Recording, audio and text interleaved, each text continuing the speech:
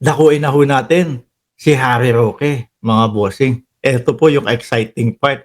Daming ine-ebas nitong si Harry Roque, oh. Eto mga kababayan. No, ngayon po, humihingi ng tulong. Nagpapasok lolo ho si Roque, mga bossing. Saan daw ho? Roque, nagpapasak lolo sa European Court of Human Rights para palayain si Digong. Eh di wow, baka balikan ng European Court of Human Rights yung mga dating sinasabi ni Pangulong Duterte. Human rights, human rights.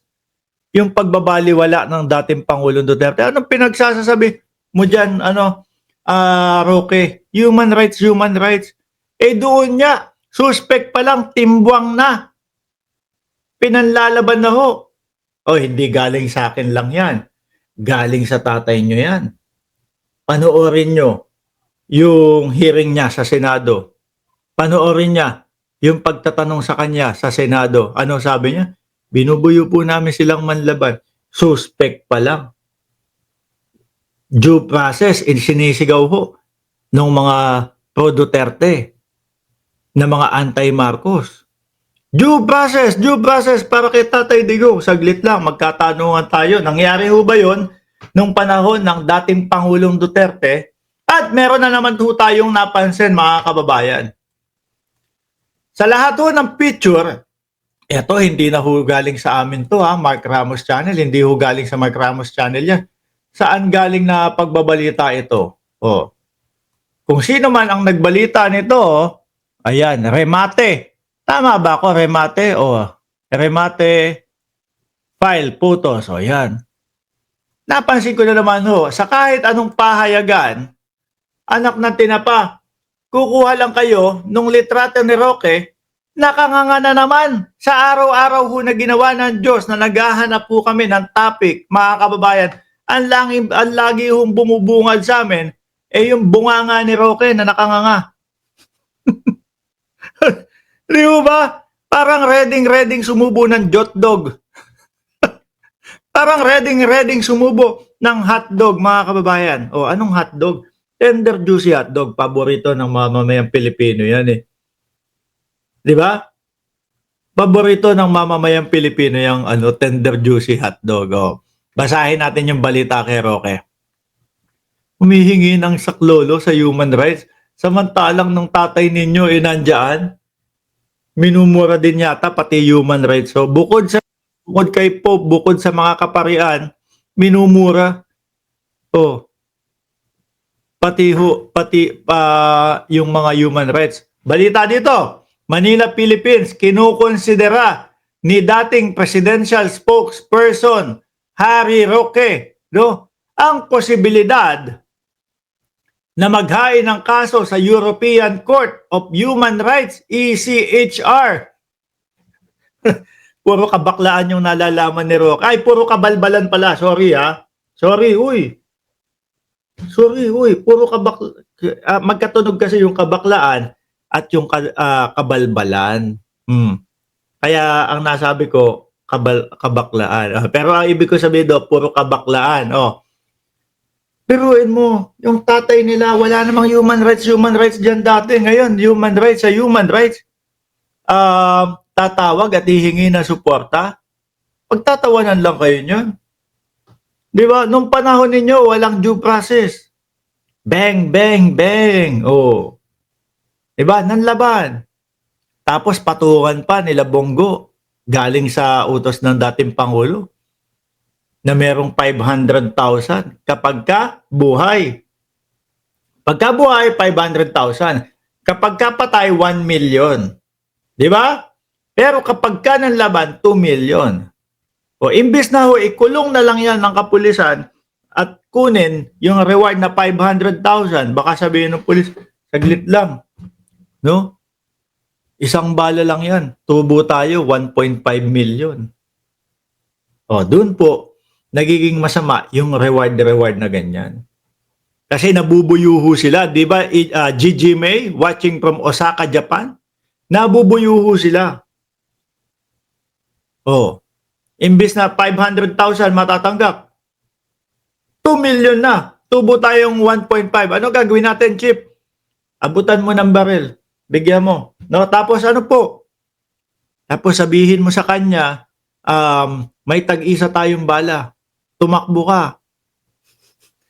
Tapos yung bala na yan, bahala ka. Patama mo sa akin, yung pala, walang bala. Takbo ka, tapos ganun. Oh, sabay babarilin. Wala na. Sabay declare ng laban. Di ho ba? Nakakahiya itong grupo ni Roque.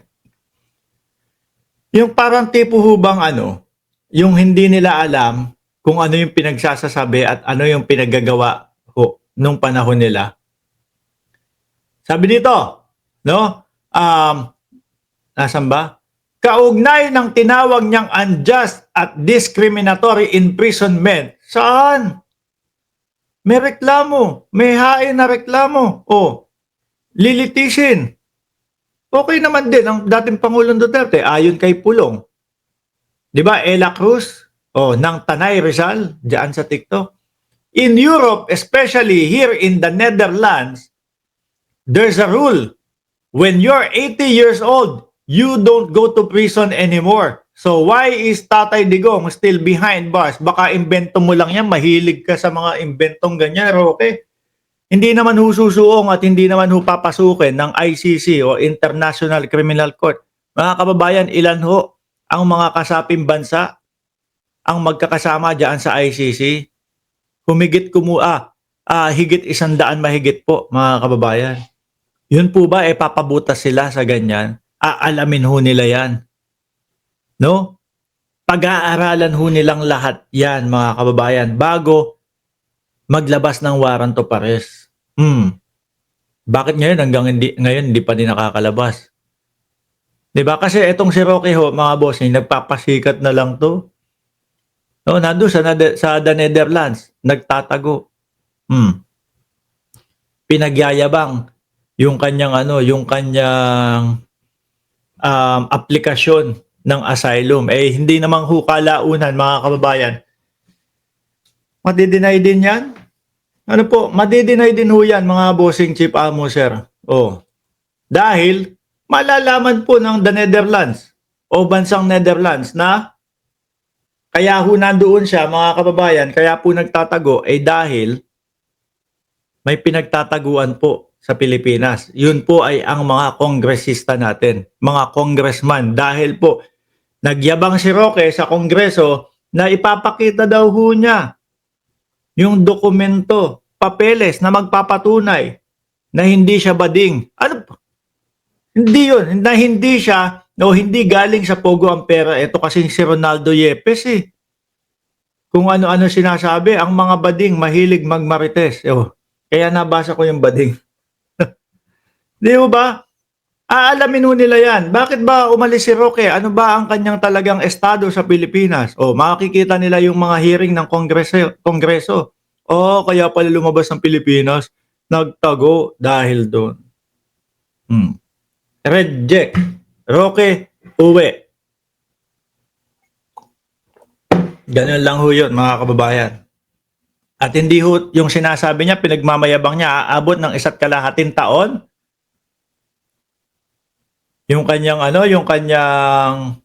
aplikasyon ng asylum, kumilos na ho ang Pilipinas. Isinumite yung mga dokumento, pagpapatunay na walang nanggigipit sa wet packs ni Roque.